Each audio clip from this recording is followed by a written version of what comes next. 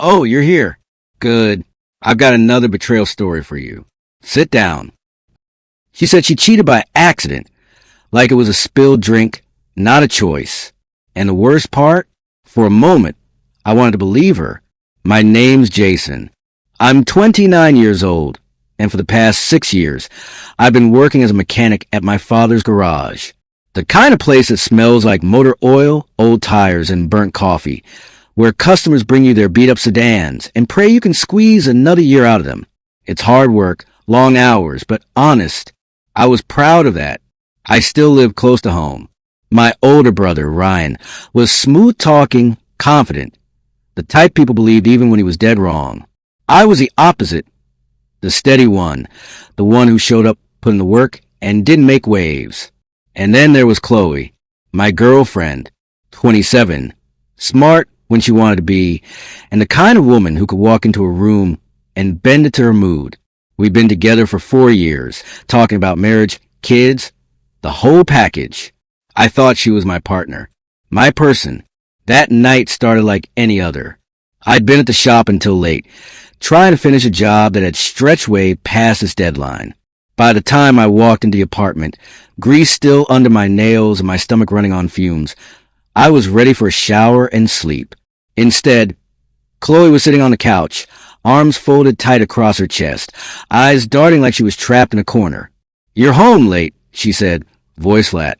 "Yeah," I muttered, kicking my boots off. "Long day." I expected the usual back and forth about me working too much, about how I was never around. Instead, she stared at me like she was choking on something. And then, without warning, she said the words that flipped my life inside out. "I cheated on you." It landed like a wrench to the gut. I froze, halfway through pulling my jacket off, brain stalling like an engine stripped of spark. "What?" I asked, voice smaller than I wanted. Her lip trembled. It was an accident. I let the jacket drop. "An accident?" She nodded quickly, almost too quickly. I didn't mean for it to happen. I was upset. I drank too much, and it just happened. "It doesn't mean anything, Jason." It was nothing. I stared at her, trying to make sense of it. People trip over curbs by accident. They sent a text to the wrong person by accident. Nobody cheats by accident. But she was crying now, tears streaking her cheeks, shoulders curling like she wanted me to feel sorry for her. My chest felt hollow. "Who?" I asked. Her eyes flicked away. "That doesn't matter. It was one time. You mean everything to me, Jason. I swear." I laughed, a bitter sound that didn't feel like mine. "It doesn't matter?" She reached for me, but I pulled back. "I didn't want to tell you, but I couldn't lie. I want us to move past this. Please, don't make it a big deal. It was just a mistake." "A mistake." She said it like she dropped a glass and wanted me to sweep it up, no questions asked. I wanted to scream. Instead, I just stood there, watching her bury her face in her hands, whispering apologies that didn't sound real. My mind kept circling the same thought. If it was an accident, then why couldn't she look me in the eye? Why couldn't she say who it was? The silence stretched until it felt like the walls were pressing in. I finally walked past her, muttering, "I need to sleep." In our bedroom, I lay on my side of the bed, eyes open, staring at the ceiling. Chloe crawled in beside me later, careful, quiet, like I was a bomb that might go off if she breathed too loudly. But I didn't explode. I didn't demand answers. I just lay there, my body stiff, while her steady breathing eventually filled the room. I tried to convince myself maybe she was right, that maybe it was one mistake, one stupid night that didn't mean anything. But the way she dodged the who, the way her story had too many holes, it gnawed at me. As I lay in the dark, one truth planted itself deep, like a nail driven straight into my chest. Chloe wasn't telling me everything. And if she could lie about this, then I had no idea what else she was hiding. The morning after, I told myself I could believe her. People make mistakes, right? Maybe she really had been drunk. Maybe it really didn't mean anything. My chest still felt raw from the confession, but I wanted to believe Chloe wasn't the kind of person who would tear us apart on purpose. She was quiet that morning.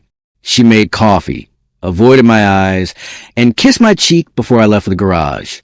It felt stiff, rehearsed, like she was playing the role of a girlfriend who had made a small mistake and was now ready to move on. But I couldn't. The words wouldn't leave my head. I cheated on you. It was an accident. I tried drowning myself in work. Wrench in hand, oil on my skin, the kind of sweat that usually clears your head. But every time I stopped moving, the thought rushed back. An accident? With who? That weekend. We had a family dinner at my parents' house. My father sat at the head of the table, talking about business at the garage. My mom fussed over food, making sure everyone's plate was full. It should have been normal, but it wasn't, because Ryan was acting strange. My brother had always been confident, loud even, the type to tell a story, slap me on the back, and make a joke at my expense. But that night, he barely spoke.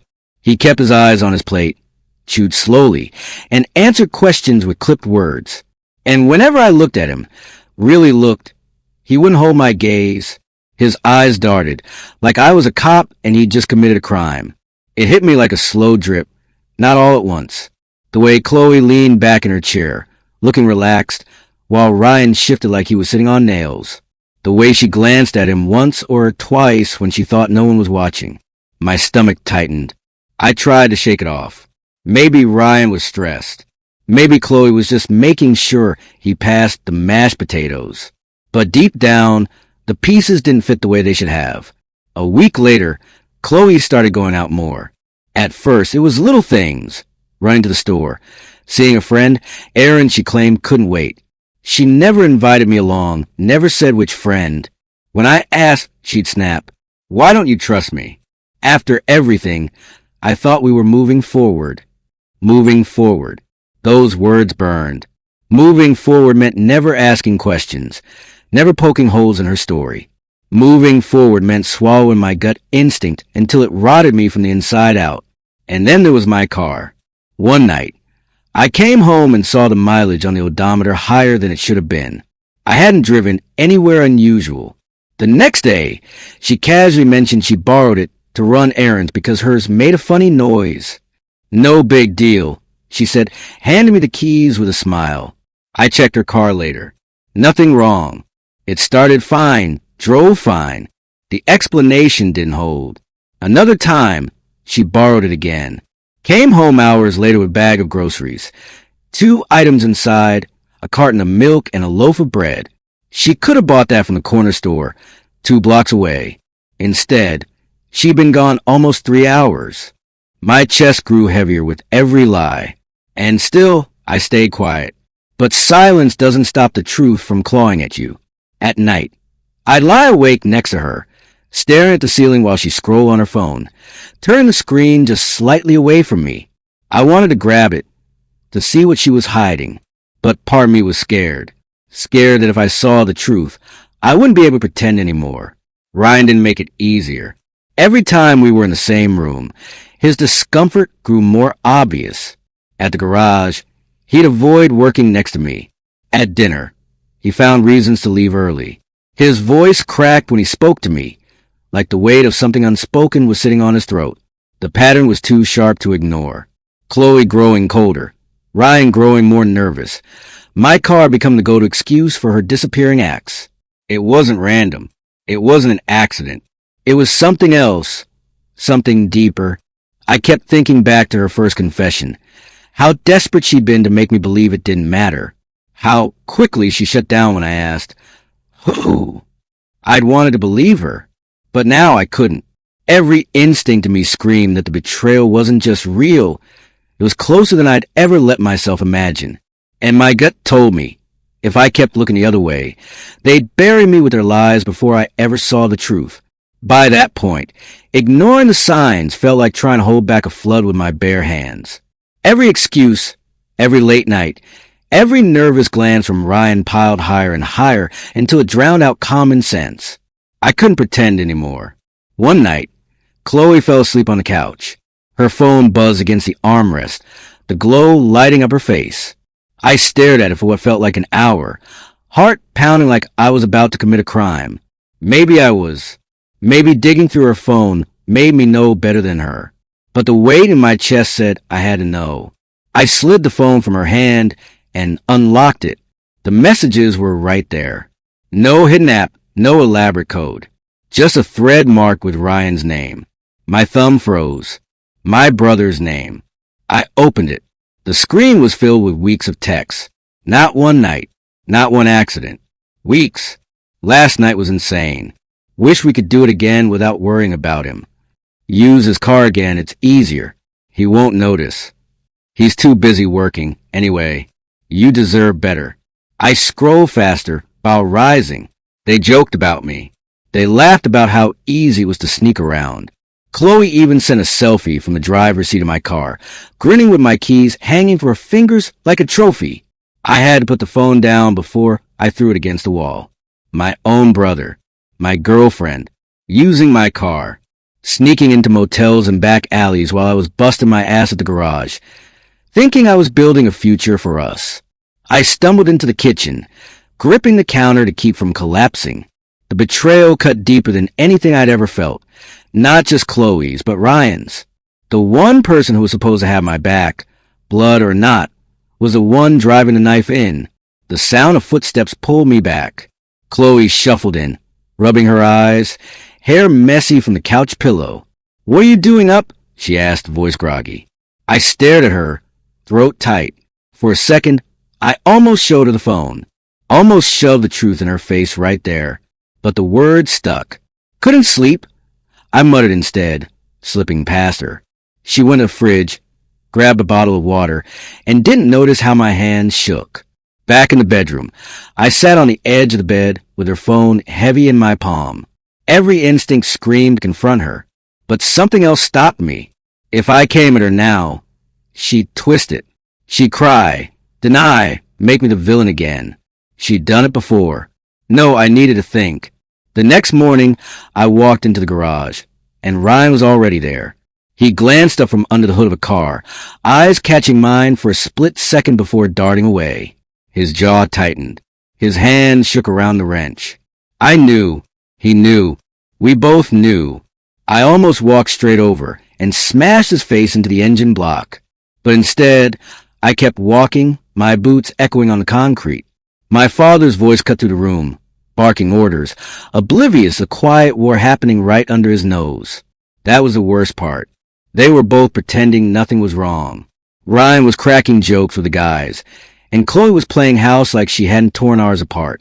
Meanwhile, I was carrying the truth like a live wire burning through my hands. I started noticing everything after that. The times Chloe ran errands lined up with Ryan's sudden disappearances. The way she'd smile at a text, screen tilted just out of my view. The smell of cologne that wasn't mine lingered on her jacket. It wasn't paranoia anymore. It was proof. Every word I'd read that night carved itself into my memory. The accident she'd sworn was nothing had turned into a routine. My brother wasn't just guilty, he was comfortable.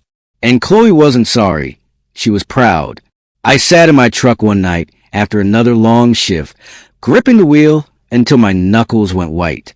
My whole body trembled with the urge to drive away and never look back. But running wasn't for me. No. If they wanted to bury me in lies, then I'd make sure they both looked me in the eye when I dug them out. I resolved that then I would confront them, not together, not in some screaming match where they could back each other up. Separately, strip them of their excuses one by one, and force them to face the truth they'd been hiding. Because if Chloe thought she could call betrayal an accident, and if Ryan thought he could hide behind her lies, then they were about to learn I wasn't the fool they'd taken me for. Armed with the truth burning a hole in my chest, I knew silence wasn't an option anymore. Every day I stayed quiet gave them room to keep playing me for a fool.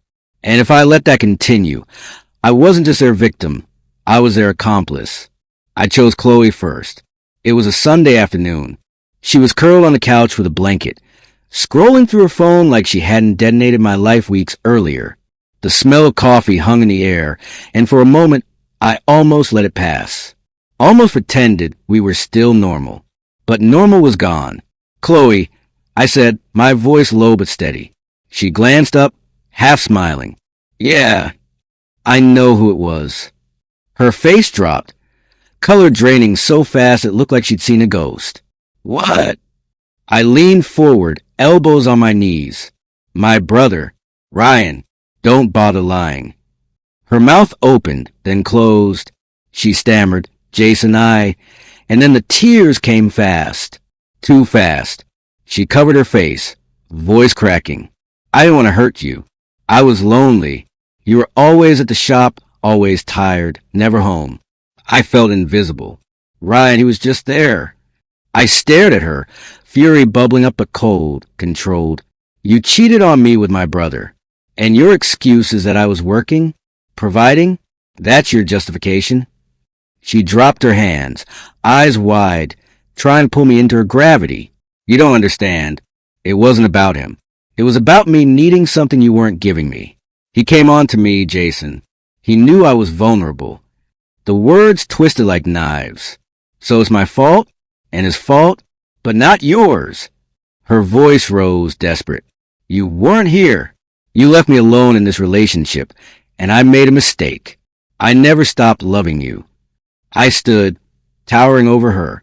You don't love someone and sneak around with their brother for weeks. You don't call that an accident. Her tears fell harder. She reached for my hand, but I pulled back. The contact felt toxic. Her face crumpled when I turned away, and for once, I didn't feel guilty. I left her sobbing on the couch, grabbed my jacket, and drove straight to the garage. Ryan was there, pretending to work, sleeves rolled up, sweat on his brow. But the way he flinched when I walked in told me everything. He knew this was coming. Ryan, I said flatly. He set down the wrench too, carefully, like putting a weapon on the ground. Jason, I know. His shoulders sagged. For a second, I thought he'd apologize, own up to it. Instead, he rubbed the back of his neck, eyes darting away. Look, it happened, okay? But it wasn't like you think. My fists clenched. Enlighten me. She came on to me first, he blurted, voice quick, defensive. I told her it was wrong. I tried to push her away, but she wouldn't let it go. She said you weren't there for her. She made me feel like I was helping her. The words almost made me laugh. You expect me to believe you're the victim here? I stepped closer, the distance between us evaporating. You're my brother, my blood, and you screwed my girlfriend in my car, and you're telling me it was her fault. His jaw tightened. I didn't plan it, Jason. It just happened. I shoved him then, hard against the workbench. Tools rattled. A wrench clattered the floor. His face flushed, anger flashing in his eyes. You should have been there for her, he snapped suddenly, spittle flying. You were too busy kissing Dad's ass, trying to prove yourself in the shop. She needed someone. I stepped up. The words detonated in my chest. My arm cocked back, ready to smash his face, to bleed the betrayal out of him the only way I knew how. Jason! My father's voice boomed across the garage, sharp as a hammer strike. I froze. He was standing in the doorway, my mother just behind him. Their eyes darted between me and Ryan, the tension in the room thick enough to choke on. What the hell is going on? My father barked. Ryan straightened, brushing off his shirt like nothing had happened. It's not what it looks like. My mother's voice was trembling. Jason? I looked at them both, throat raw, and said the words anyway. He's been sleeping with Chloe. The silence that followed was suffocating. My father's face twisted with disgust, not at Ryan, but at me. Don't you dare bring this filth into my garage, he growled. You expect us to believe that your brother would do something like that? That you're not just trying to blame him for your problems? My chest caved in. You think I'd make this up? My mother shook her head, tears in her eyes. Jason, please. Stop. This isn't the way. Ryan stepped forward, voice calm now, rehearsed. He's been paranoid. He accused Chloe because he couldn't face how he had neglected her. Now he's turning it on me. The betrayal wasn't just Chloe. It wasn't just Ryan. It was my own parents looking at me like I was the liar, the unstable one. My father jabbed a finger at me. If Chloe strayed, maybe ask yourself why. You work too much. You're never around. You've always been distant. Don't you dare pin this on Ryan. I couldn't breathe. My vision blurred with rage and hurt as Ryan stood there, silent now, letting our father do the work of defending him.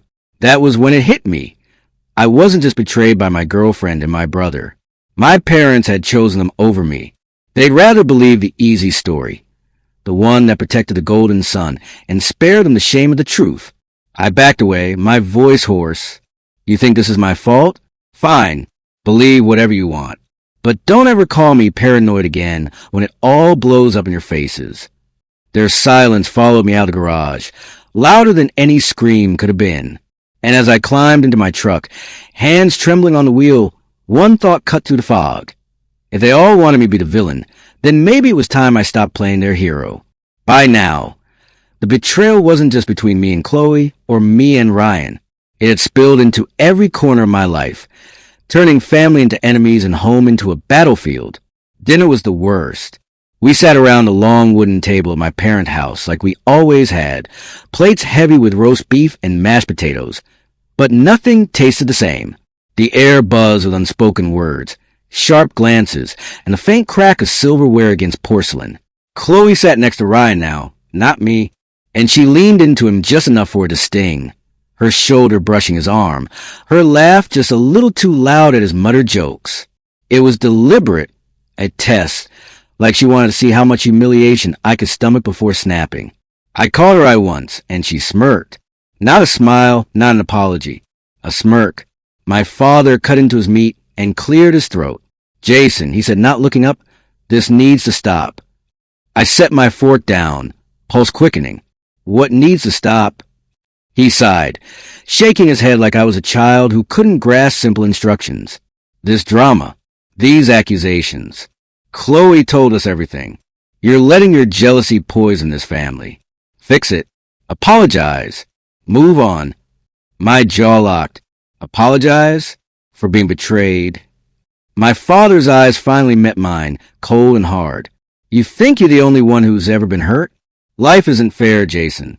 You keep making this bigger than it is. And you're dragging the rest of us down with you. Enough. I looked at my mother, hoping for something. Anything. But she kept her gaze fixed on her plate, hands folded tight in her lap. She couldn't even meet my eyes. Mom, I said softly, desperate. You believe me, don't you? Her lips parted, but no sound came out. She swallowed and pushed the pea around her plate with her fork. That silence cut deeper than any insult. Ryan leaned back in his chair, arms crossed, looking smug. You've always been dramatic, Jace. Always making yourself the victim. Maybe it's time you grow up. I shot him a look that could have lit him on fire, but Chloe beat me to the punch. She slid her hand over his on the table, fingers intertwining. A bold display in front of everyone. Ryan's been here for me, she said softly, her eyes locked on mine. When you weren't. My stomach turned. You're sitting there, rubbing it in my face, and I'm the one who needs to grow up? My father slammed his fist against the table. The glasses rattled. That's enough. If you can't handle this like a man, then maybe you don't belong at this table. The words hit like a hammer. I pushed back my chair, the legs screeching against the tile. You're right, I said, my voice shaking but strong. Maybe I don't. I walked out, leaving my plate half full. My mother called after me once, weakly, but she didn't follow. No one did. The days blurred after that. Every interaction with my family was poisoned. At the garage, Dad barked orders at me like I was the hired help, not his son. Ryan strutted around like he'd earned the place, Chloe hanging around more often, dropping off lunch for him, kissing his cheek in plain view. It was a circus, and I was the clown. I tried talking to my mother privately, but she flinched at every word. I don't want to take sides, she whispered, tears in her eyes. Can't you just let it go? Let it go. I asked, my voice raw. They destroyed everything, and you want to pretend it didn't happen? She looked at me like a stranger. Sometimes pretending is better than breaking the family apart. That was the moment I realized I'd already lost her, too. Everywhere I turned, I was the problem. The whispers at family gatherings, the looks from employees of the garage, even old family friends who suddenly avoided me. Chloe and Ryan's story had spread, and I was the villain in it. It didn't matter what I said anymore. Truth wasn't the currency my family traded in. Comfort was. Convenience was. And siding with Chloe and Ryan was easier than facing the ugliness of what they'd really done. At night, lie in my bed alone, I replayed every word, every look, every silence. And slowly, the truth sank in. Nothing I said would ever matter to them. They'd chosen their version of reality, and in that story, I was the cause, not the victim. I wasn't part of family anymore. I was the scapegoat holding their fragile world together, and they were fine letting me bleed for it. The realization settled in my chest like stone. If I wanted peace, I have to carve out myself. And the first step was letting go of the hope that they'd ever stand beside me again. The breaking point came on a humid Sunday evening. Another family dinner. Another round of quiet war disguised as roast chicken and mashed potatoes. The smell filled the room, but all I tasted was bitterness. Chloe sat next to Ryan, her posture smug, her every movement sharpened for effect. She didn't waste time. "Martin," she said sweetly, leaning toward my father, "I'm worried about Jason. He's been unstable. Maybe it's time we think about whether he should really be tied to the business anymore." Ryan kept his eyes on his plate, but I caught the flicker of a smirk tugging at his mouth. He didn't even need to speak. Chloe was his mouthpiece now. My fork froze midair. The table went silent. My father cleared his throat, nodding slowly as if her suggestion carried weight. "Maybe she's right," he muttered. That was it. The last thread snapped. I didn't argue. I didn't shout. I didn't defend myself. For months, I had been clawing to be heard, only to be buried under their lies. This time, I simply set my fork down on the plate, the scrape loud in the silence. Then I stood. "What are you doing?" Chloe asked, her voice sharp with sudden panic. I didn't answer. I pushed back my chair, slow and steady. My mother's eyes widened, as if bracing for an explosion. But there wasn't one. No fists, no shouting match. Just silence. I turned, walked to the door, and grabbed my jacket off the hook. My life wasn't in that house anymore. I still lived close by, in my own small place, and I had everything I needed waiting there. Chloe's voice chased me down the hall. "You're really walking out?" Again, I didn't turn back. Their house wasn't my home anymore. It was just a stage where they performed their lies. The night air hit my face as I stepped outside, cool and steady, like freedom finally arriving. I shut the door behind me. Their voices muffled into nothing. Back at my apartment, I dropped my jacket on the couch and sat in the silence. No Chloe, no Ryan, no father telling me to grow up, no mother looking at me like I was invisible. Just me. For the first time, it didn't feel lonely. It felt like peace. The days that followed were different. The weight I'd carried for months began to lift. Work at the local auto shop kept me busy, and my boss didn't care about rumors. He cared about whether the cars rolled out in better shape than they came in. Finally, my effort wasn't being undermined by someone waiting to drag me down. And then, inevitably, the whispers reached me. Chloe had moved in with Ryan. It should have gutted me. Instead, I laughed. The image of them together, trying to build something out of ashes, was almost poetic. And sure enough, it unraveled quickly. Neighbors talked. Shouting matches in the middle of the night. Jealousy over texts, slammed doors that rattled the windows. Ryan couldn't trust her, and Chloe resented him for being the mirror of her own betrayal. Every time she accused him of sneaking around, she was really accusing herself. Every time he doubted her loyalty, he was reliving his own cowardice. It was their perfect punishment, and I didn't have to lift a finger. Family gatherings fell apart. 2. Birthdays, holidays, Sunday dinners. They turned into awkward Cold Wars. My chair sat empty, and my absence was louder than any argument I could have made. Without me there, the cracks widened. My father looked more tired each time someone mentioned the business. My mother's laugh had vanished. And Chloe? She didn't glow anymore. She snapped. She sulked. She picked fights at the table. And Ryan looked like a man trapped. I didn't see it firsthand, of course. I didn't go back. But word travels fast in families, and everything I heard confirmed the same truth. Then came the calls. First Chloe, a late night text. I made mistakes. Can we talk? Then Ryan, a voicemail, his voice cracking. Jace, I know I screwed up. Maybe we can fix this. And finally, my mother, her voice soft, broken. Jason, your father and I, we miss you. Can you come home for dinner? But by then I was gone.